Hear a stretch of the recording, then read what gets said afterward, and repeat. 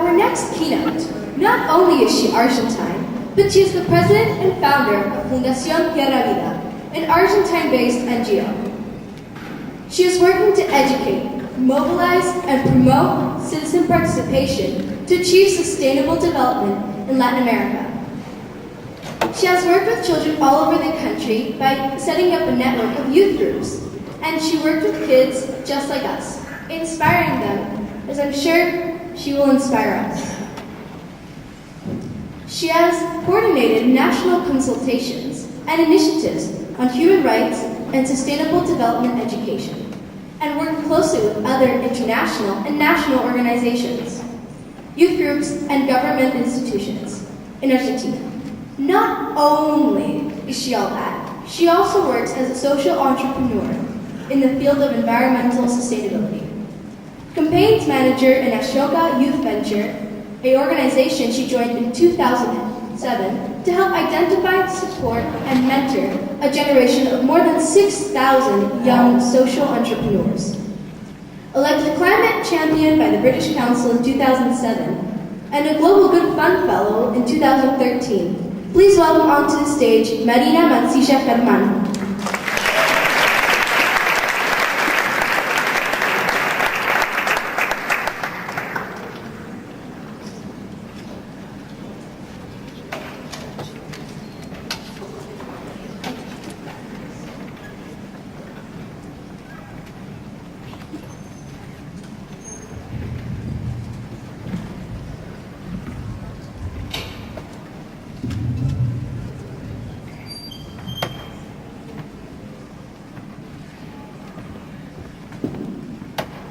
Good morning.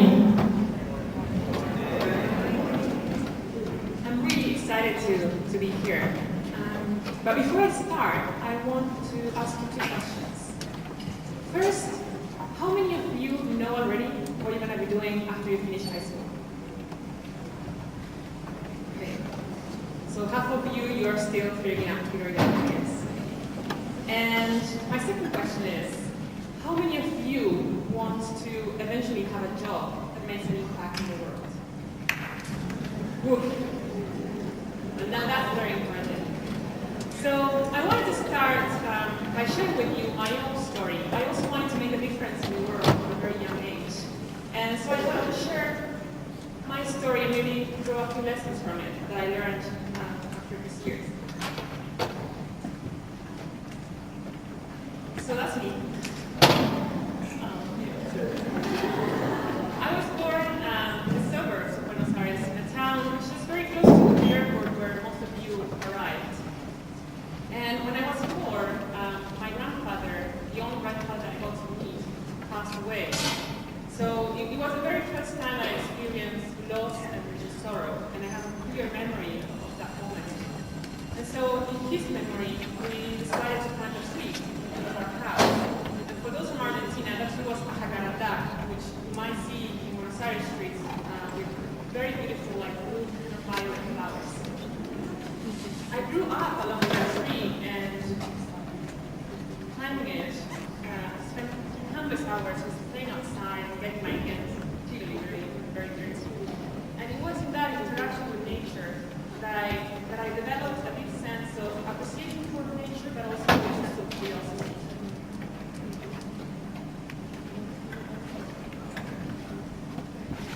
So already in primary school, I started to get very bored in class.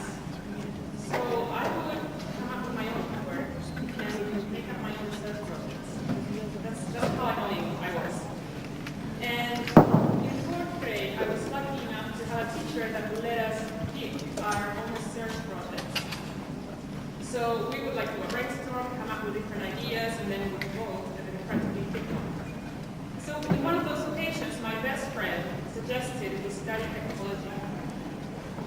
And it was like 1992, the year of the first Earth Summit in Rio de Janeiro, so the environmental debate was everywhere on the newspapers, and clearly, my friend read the newspapers a lot more than I did. I was just playing outside. So I didn't know what ecology was, but I thought it sounded really boring.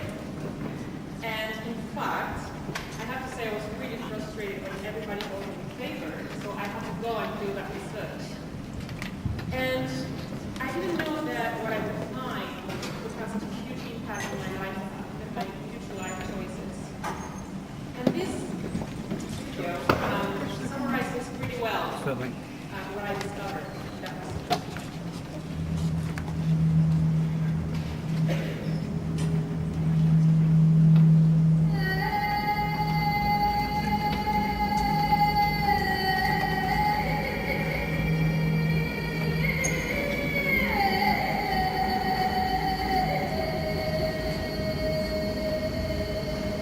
Life, a miracle in the universe, appeared around 4 billion years ago.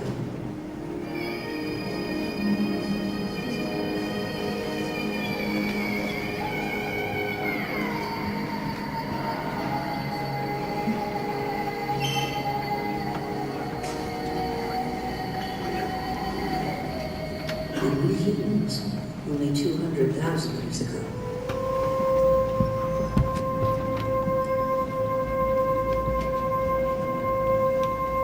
Yet we have succeeded in disrupting the balance that is so essential to life.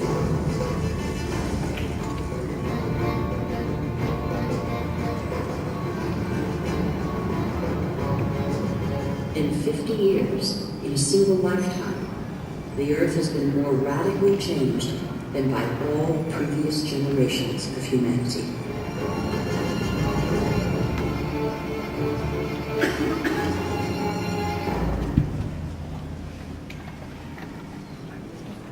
We know that the solutions are there today.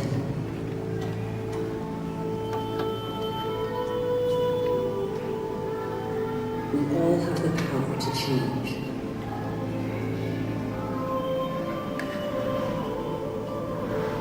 So what are we waiting for?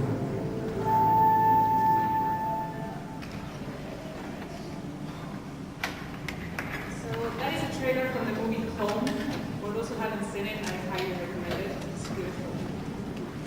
So for my research, I learned about the environmental crisis. I learned how entire species were disappearing and how forests were being cleared up, how the hole in the ozone layer was expanding, and how the atmosphere was warming up. And at that time, they spoke about the greenhouse effect. They weren't talking about climate change as yet. I also learned that human beings were behind this disaster. And I was shocked. As a human myself, I felt I was part of the problem. I felt responsible for what was going on. And that's when I decided that I wanted to be part of the solution, not just part of the problem. But where to start? And imagine this was 1992, way before the internet went mainstream. So all we had was a telephone guide, right? Big one. So I looked up the environment organizations I learned about in my research and gave them a phone call. And I said, I want to help. I want to do something. I want to volunteer for you guys. Can I come to your office? I can make coffee. I can make photocopies, anything. But one by one, they all turned me down. And that was the greatest thing that could ever happen to me. So I was 9 years old at that time, and I guess no one wanted a 9-year-old hanging out in their office, and probably that's still true today. So I decided I would do something by myself. So I started an environmental group in my school with my school friends. We started to run workshops in kindergarten for children that were 5 years old. We were 9 teaching 5 years old. We'd take our stuffed animals and teach about species that were in extinction and teach them how to recycle, how to make a compost. We also started a recycling campaign in our own school, and I started to send letters to newspapers and environmental organizations to let them know what we were doing. So that picture is me when I was 9, handing in 500 signatures that I collected door to door to create a new wildlife protection law here in Argentina. I became a very painful companion at the supermarket. Nothing with plastic would go in the car, not with my favorite desserts. I literally made my dad stop each time I spotted an aluminum can on the street so I could go and pick it up. I'm not sure that was the most energy efficient, but that's what I did. And I have to say, I have to be grateful for my parents' patience towards me because I was a pain. So my default gift for any occasion, Christmas, birthdays were environmental group. environmental books. And in 1995, I got this book, which my sister picked up at the supermarket for me. At that point, they had stopped taking me along to the groceries. So she got the book for me. And you often hear how books can change your lives, and this one certainly changed mine. This was Rescue Mission Planet Earth, a children's edition of Agenda 21, the global agreement that came out of the Rio Earth Summit in 1992. It was illustrated and written by children from all over the world and translated into 19 languages. I read it from cover to cover in only 2 days. It was one of those beautiful books that you don't know what to do with them. They're so amazing that you want to sit on them or just have them on your head. And on the last page of that book, I found 3 addresses, one in the UK, one in Mexico, and one in Kenya. So I sent them letters to tell them that I read the book, to tell them what I was doing in my community, and to say I really enjoyed reading Rescue Mission. And so a couple of weeks later, we got an urgent telegram at home. And my mother was, what do you do? It took her a while to figure out the telegram came from Mexico. She actually never knew that I sent those letters because I was worried that if they were going abroad, they probably are very expensive. So I better just mix them in the pile of letters I normally send in Argentina. So she didn't even know that those letters went to those countries. And it turns out the telegram was from the UN Environment Program, who at the time was organizing the first International Children's Conference on the Environment in England. And England was the other side of the world to us. So it was a huge challenge to try to attend, and I almost lost my hope to be able to go. I was really excited, but it was really difficult. And at the very last minute, we found 2 sponsors that allowed me to attend. So, sitting in a room with another 800 children from 10 to 12 years old from all over the world who were just as committed and concerned about the environment as I was, it's really difficult to describe with words, but I remember the exact moment as I was walking into the auditorium where I remember realizing that I was in this for the long run. That this was my life path.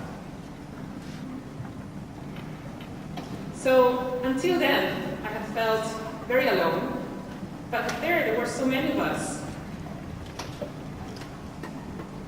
And soon after, that's me as well.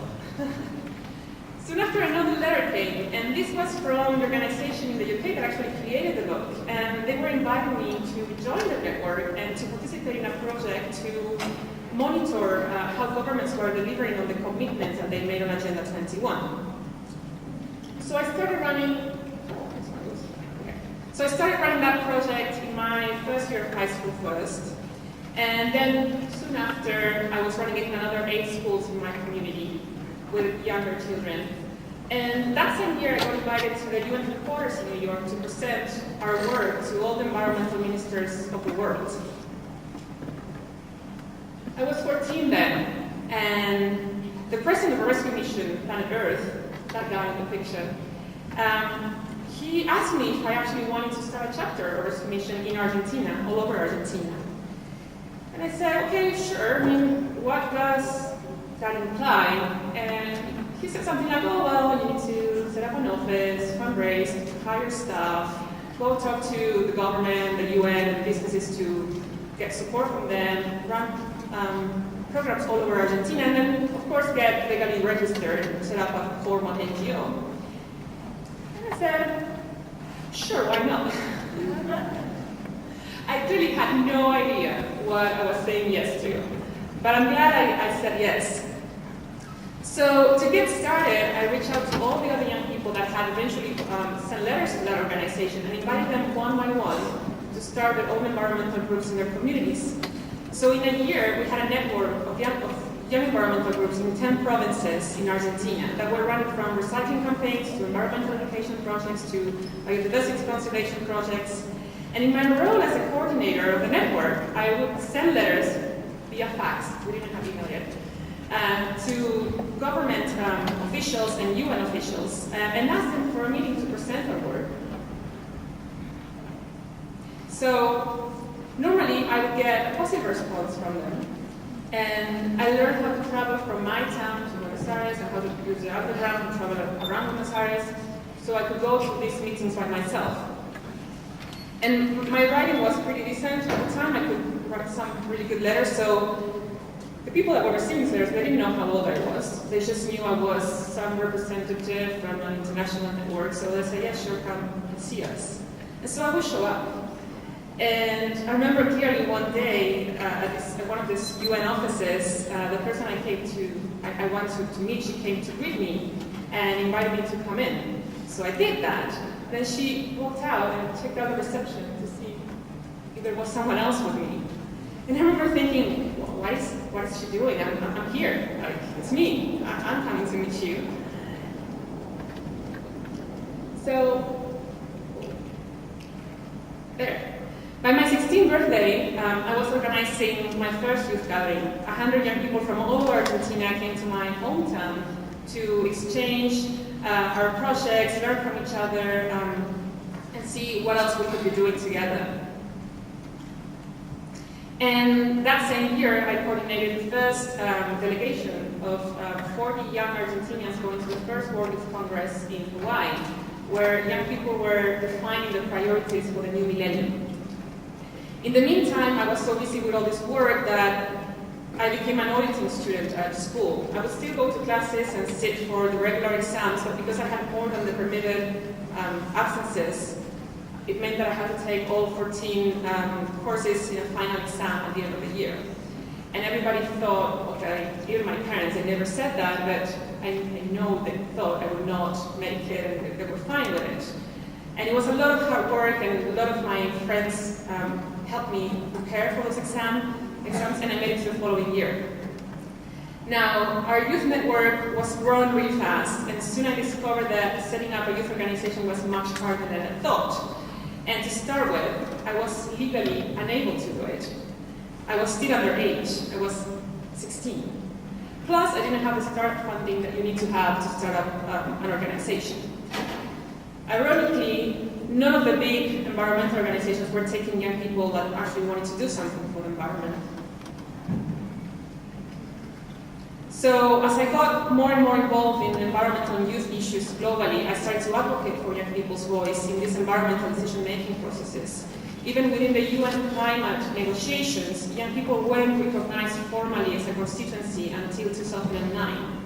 And this picture is from the UN Climate Summit that took place in Buenos Aires in 2004. It was the first time that we got 100 young people inside the conference, and we produced a declaration. And that declaration was the first one to demand that young people were recognized as a formal constituency within the UN. And being a constituency meant that we would have a voice, that we would have time to speak on the plenaries, and to basically be recognized in this process. So, during all my childhood and adolescence years, adults would come to me and say, congratulations, it's so amazing, there's someone looking after the environment. Well done. And I remember feeling desperate. So they were expecting me to say, thank you, thank you for congratulating me in return, but instead I found myself trying really hard to say, hey, we all have to do our part. I can't do it alone, you also have to do your part. So as I was preparing for this presentation today, I unearthed a very old video from a TV interview I did in 1995 when I was 12 and came back from this conference in England. And I want to share it with you. Contanos un minutito qué hiciste en Gran Bretaña. Varias cosas. Bueno, primero, ya la carta que firmamos. Después hicimos mucha publicidad por toda Europa, que, le dio ganas a la gente de seguir trabajando con lo que ya estaba haciendo, o ponerse a hacer cosas que nunca habían hecho. Porque por lo general, si yo me pongo a juntar una lata, digo, pero yo voy a hacer la única que va a juntar lata, ¿de qué sirve? Pero si todos nos ponemos a hacer algo, vamos a lograr algo.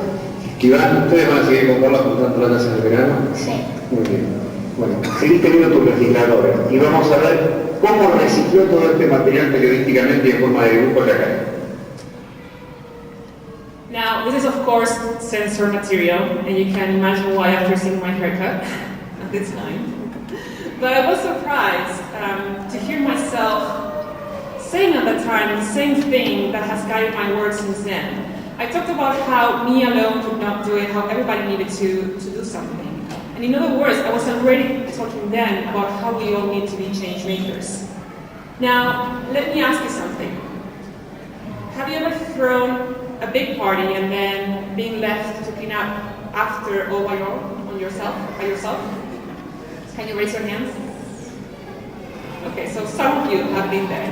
Now, for the ones who haven't, imagine there's a huge party and your home is a disaster, it's a huge mess. And as you try to clean up, someone comes to you and gives a pat on your back saying, "Congrats, you're doing such a great work with the dishes." And then they go away to continue turning your home into like a dump. And no one offers to help, and you're doing all you can, but you're all alone. So that's how I felt. So the first problem that I identified was environmental crisis, but soon as I started to take action, I realized it was something else. Individuals didn't feel empowered to do something about the problems that were around them. And those few who were doing things were actually seen more as exception than the rule. So what they did was so uncommon that merited praise, rather than being seen as a fulfillment of our obligation as citizens, or just at least as the exercise of our own power to create change. So if I wanted to address environmental crisis, then I needed to make sure that everyone around me, especially young people, felt empowered to take action. And that was the spirit behind the organization that I wanted to create. Now, fast forward, I went to university, studied environmental sciences, I worked full-time, was studying full-time, and still managed to do my youth and environment work on the side. And this quest led me in 2007 to join Ashoka. For those who haven't heard about Ashoka, it's the largest network of social entrepreneurs. And the founder of Ashoka was who coined the term social entrepreneur. And their vision is an everyone a changemaker society, everyone a changemaker world. And everybody working there are entrepreneurs, so it felt like a really natural fit for me. Now for me, this was also an opportunity to provide other young people with the support I wish I had had when I started. So in the past 8 years, I have had the privilege to work and support and mentor some of the most amazing young social entrepreneurs from all over the world. I was able to see the transformation in others that takes place when an individual realizes his power to create change. And that realization is so powerful that it impacts absolutely everything in your life, from how you see yourself, how you see your role in your community, and how society perceives you and how you perceive society. Through these years of working with these young people, I identified 4 principles that are behind any successful youth venture. And I want to share them with you by using some of the examples of the young people that I have worked with. So I want you to first meet Eden from Canada through this video, and you might find someone familiar there.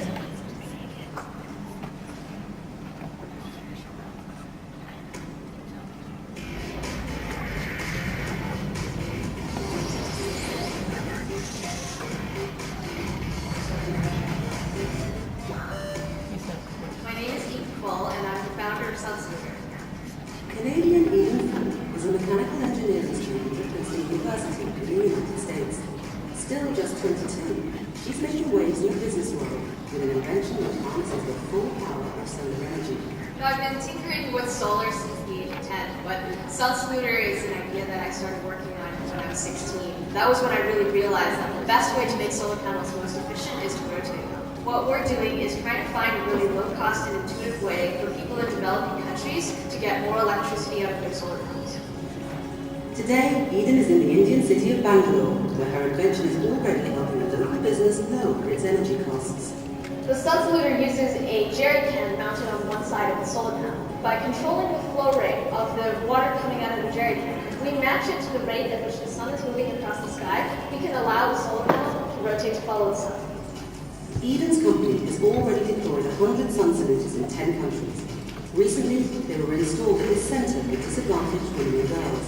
The Sunsweeter and the solar panel is rotating are powering the lights of the classrooms that the students study in. That means that they can spend more of the money that they're donated and they're given on educational resources for the children and supporting the people where it really counts.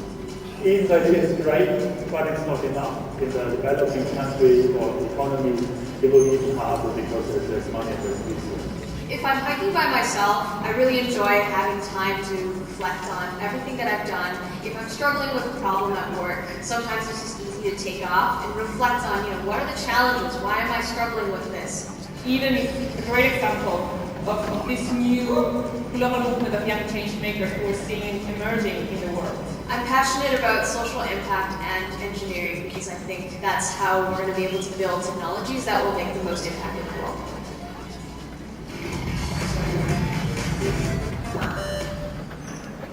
So this was a picture on the CFBC.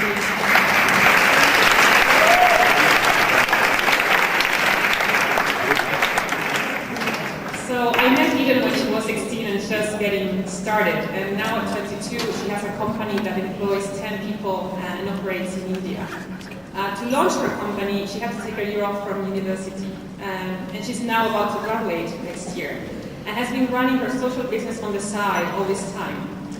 So when I recently asked her about her experience on launching her own social business, she said, well, it was a lot of sacrifice and a lot of hard work, but it was totally worth it. And in fact, none of the young social entrepreneurs I have talked to over the years ever regret making the effort that requires to follow their dreams. And Eden is also a great example of the first principle. You need to align your purpose with your passion. So whatever your idea is, make sure it reflects who you are and what your passion is. The world needs people that love what they do, and people that love what they do are those who are looking forward to get up in the morning. Eden's passion was solar energy and science, and she wanted to make a difference in the world, so she combined that and created Mansilla. And today she's in the States. You will see her all over the place. She's got so many awards. And actually she's on this TV program because she's considered one of the change makers to watch.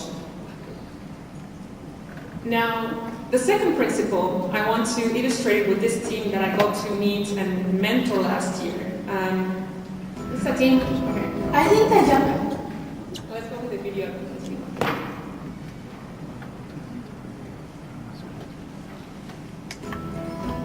I think that young people have such an important role in youth leadership and leadership in general because adults often overlook our voice and that we have a voice. Young people everywhere should make their voices heard because we are the now generation. My name is Cassandra Lynn. I'm 15. I'm from Western Rhode Island, and I'm co-founder of Project TGIF, Turn Dreams into Fuel. I think that growing up in this area has definitely affected my environmental consciousness because there's a lot of natural beauty where I live. In 2005, my brother started this project called Recycle and Reuse Our E-Waste. He and his team would get old computers and refurbish them and then give them to kids who didn't have access to those computers. So I remember I would always be cleaning out the keyboards and stuff even when I was little. Project TGIF is a sustainable system that collects used cooking oil from restaurants and residents, has it converted into environmentally friendly biofuel, and then uses that biofuel to heat the homes of financially stressed families. We launched Project TGIF by first lobbying our local town council, and we asked them to place a receptacle at the transfer station so residents could recycle their oil there, and they agreed. So that was a huge step because before I don't think there was any public place where residents in Rhode Island could go to recycle their used cooking oil. So then we started targeting commercial used cooking oil, visiting the restaurants one by one, going up to the doors and asking for the owner and the manager or someone we could talk to who could donate to the program. And then they'll provide you with free drums and come figure out ways to cut your grease. So let me pause you. No. And at first it was actually pretty challenging because who's going to believe a bunch of visitors go change the world, But after we gained some restaurants, we gained credibility as well. So we could go up to the restaurants and be like, hey, look, we have 30 restaurants, don't want to be another? All the grease is converted into biofuel, and then the portion from our program will go directly to charities, to those that need the heat. The relationship between us and the charities is that they help us identify those who need the heat, and then we just deliver biofuel to those families. They are amazing. I'm very proud of them to have a heart like that, to see something that may have gone to waste and see how they can bring it back to life for someone to help them. I remember the first year we probably had like 30 restaurants, and now 5th year into the program, we have 132 restaurants participating in the program. And I think we've set some goals to further that number and hopefully get 200 within the next like 1 or 2 years. I definitely think that private TGIF is applicable, and because of that, we've actually created this toolkit of sorts, all the agreements, contracts, brochures, postcards necessary to get this started anywhere. I think there's definitely a difference between doing something of this scale by yourself and taking on this endeavor with a bunch of your friends. The great part of working in a team is we all try to keep each other motivated. We're all like, yay, we just got another restaurant, high five, guys. The best part of having Cassandra on the team is that she's always there to sort of forge the path for us. We put so much energy into this project because I think that even when we're young, we saw what a big impact it had, and if you volunteered, you always felt this feeling that you're not.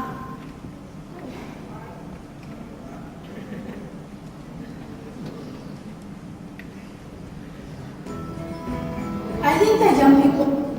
It was just finishing anyways, I think it was 5 seconds more.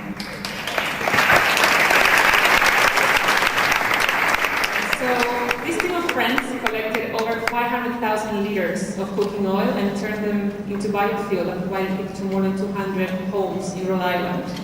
And so the project has been so successful that now it's being replicated across different communities in the US. So that's how powerful teams can be. Which leads me to my second principle, which is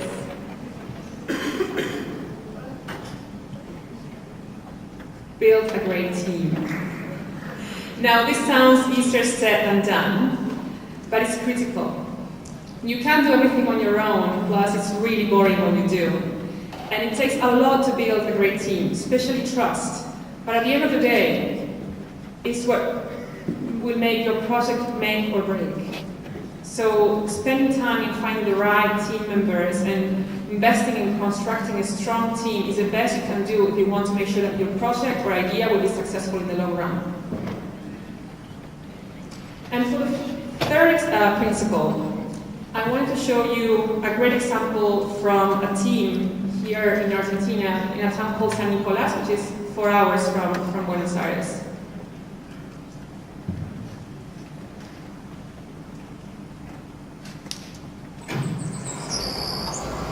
La necesidad surgió a partir de la propuesta de una docente del curso en la que varias alumnas de tercer año nos propusimos acompañarla y comenzar con este emprendimiento. A partir de ahí, mientras fuimos estudiando la problemática que se había planteado, nos dimos cuenta de la importancia que tenía esta contaminación que producía la basura electrónica.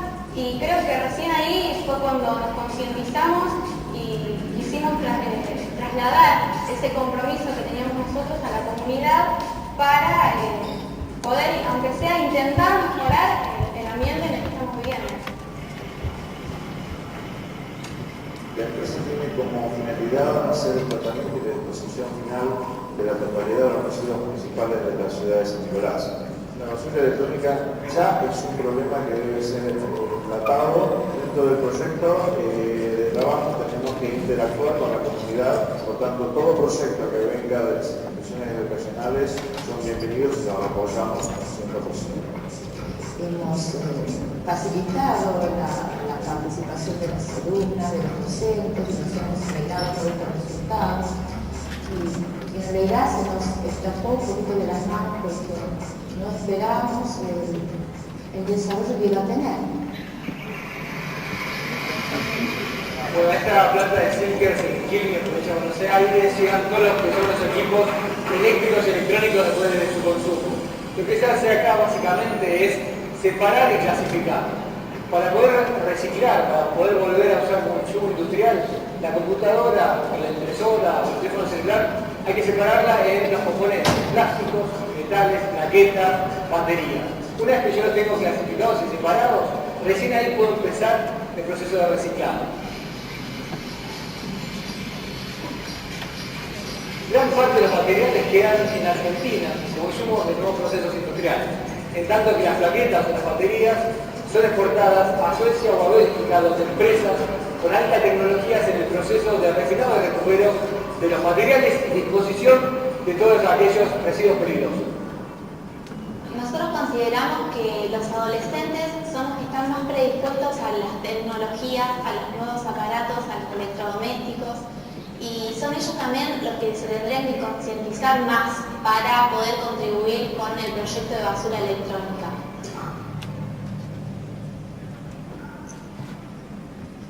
So this team first partnered with their own school to launch the project, and then they identified and partnered with a company that would receive the materials and transport them for free to their final destination for recycling.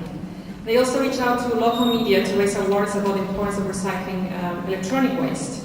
And this video that you just saw was a feature on MTV about their project that was aired a couple of years ago.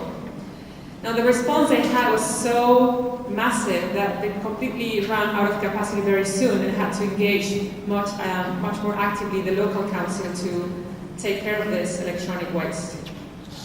But they are a great examples of the third principle, which is build partnerships.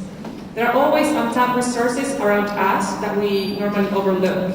And when I say resources, I mean not just financial resources, but also human resources, knowledge, contacts, communication channels. The most successful young change makers are the ones that can manage to leverage those resources in a very effective and creative way. And my last principle, I don't have a video for this one, is don't take no for an answer. Certainly you have to pick your battles because you can't do absolutely everything, and you have to pick your battles so you can stay focused with your set of goals. But never take no for an answer when something really matters to you. If I had taken no for an answer, this would have never happened. And this is Tierra Vida. For me, I really care about creating a space for young people passionate about the environment to step into their leadership and drive environmental sustainability. So I got lots of no's along the way, many, through the years. First it was my age, then it was bureaucracy. It took 6 years alone just to get the legal registration. But 4 years ago this week, Tierra Vida was born. And we are located in Córdoba, in Argentina, in the middle of the country. Today we are a growing team of 15 young volunteers that are running environmental education campaigns, not just in Argentina, but all over Latin America and globally. A few in Tierra Vida started to take action in their childhood, just like me. Some others started in their high school or university, but we all share a desire to create change around us and to inspire others to do the same. So looking at the 4 principles that I just mentioned, you can see how Tierra Vida reflects my purpose and my passion. However, my childhood dream now has grown to exceed me. It has become something larger than my own dream. And this is because there's a great team behind it, and that team has taken that dream and made it its own. And we also have great partners we work with. Now, if I look back, there's so many things I wish I had known when I started, and I was hoping to share those with you because they might be useful. The first one is learn to surf the wave. Life is not linear, and no matter how much you plan, ultimately reality is what it is, and you need to make the most out of it. So see where opportunities come from and seize them as they arise, even if they don't fit exactly in your imagined plan. The second thing I wish I had known was that so important to help others shine, sometimes even more than help yourself shine, help others shine. Be generous with others, help them be their best. And this might sound completely crazy in the competitive world that we live in, but ultimately our greatest growth comes when we help others grow along with us. The third thing is embrace failure. Fail as much as you can, as fast as you can, because you will learn more from failure than from success. And so celebrate failure as a learning opportunity and know that you will eventually fail. We all fail, and that's completely okay. Number 4, I think, is a really big one, and it's say yes. For amazing things to happen to us, we need to first say yes and leave the door open for opportunities. So when an opportunity arises, say yes even if you don't know how you're going to do it. Just trust you will find your way to do it. And I'm sure you will. Number 5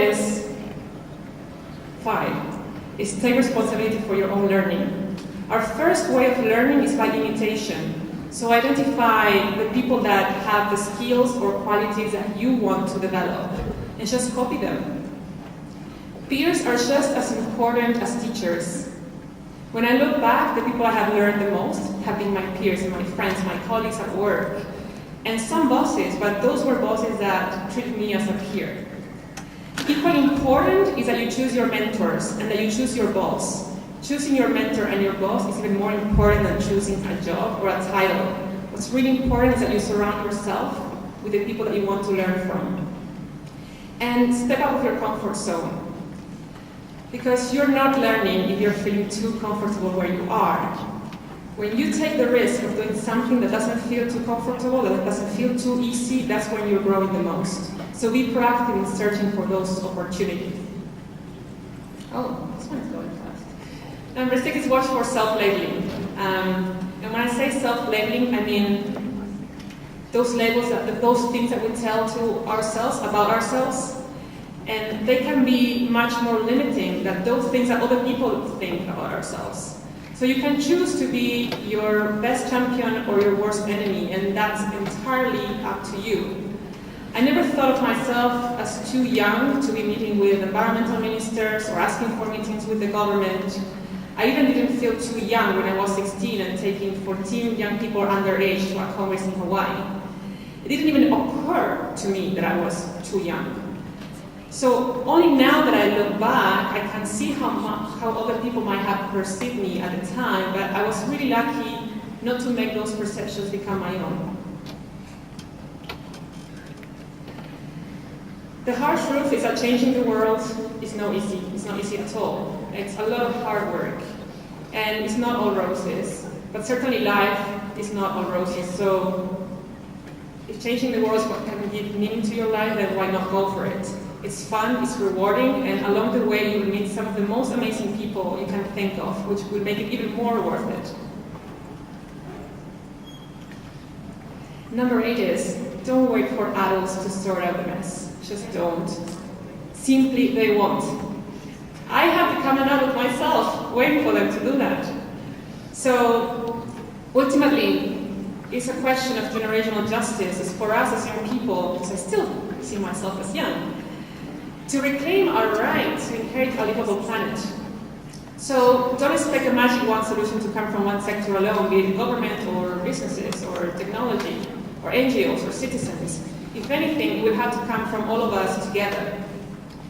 But young people have a critical role to play in this. If you look back in history, young people have been behind the greatest changes in world history. And today, more than 50% of the population is under 30 years old, so that's a huge amount of untapped potential that we can leverage for this. Number 9 is trust in the unimaginable doors. So know that when something comes across as initially negative or disappointing, that can open new opportunities. I mentioned at the beginning how I gave a call to these big environmental organizations when I was 9 and they turned me down. Now that wasn't the end of the story. A few years later, one of them was recruiting for a position, so I sent him my CV and they called me right away. They wanted to know how me at such a young age I have managed to accomplish and do so much. So guess what I said? I said, well, it all happened because you turned me down, so I went my own way and did all of this. And the fact that they turned me down actually made me more entrepreneurial and gave me the push to go and do things by myself and even want to set up my own youth organization. And about the job, I ended up stepping out of that recruitment process because they required me to stop doing everything I had been doing to take on that job. And by that time, I had built so much but I didn't want to let it die. So I politely turned them down that time. And finally, the last point. This is a question I ask myself every day, and certainly it's a question that you will be asked if one day you want to work for Ashoka, is how is the world different because you're here? As you spend the next 3 days together and you come back to your home countries, I invite you to ask a question to yourselves over and over again. When I was your age, I had the opportunity to meet David Rower. You might have heard of him, but if you haven't, he's one of the greatest environmentalists in history. He's the father of the Sierra Club in the US, Friends of the Earth, and many other big international environmental organizations. And this picture was taken just a year before he passed away, 14 years this week. So I want to leave you with a quote from him, which summarizes perfectly for me how I want the world to be different because I am here. And for me, supporting other young people to become change makers is my way of making sure there's a legacy of life and beauty for future generations. This is just my story, 22 years of work summarized in a few minutes. And there are many others, and I'm sure you have some amazing stories that I'd love to learn from these coming days. And it's actually the first time I tell my story in public, and I could not imagine a more perfect audience than you. Because when I see you, I see me a couple of years ago, but not too long ago, and that gives me tremendous hope. Thank you very much.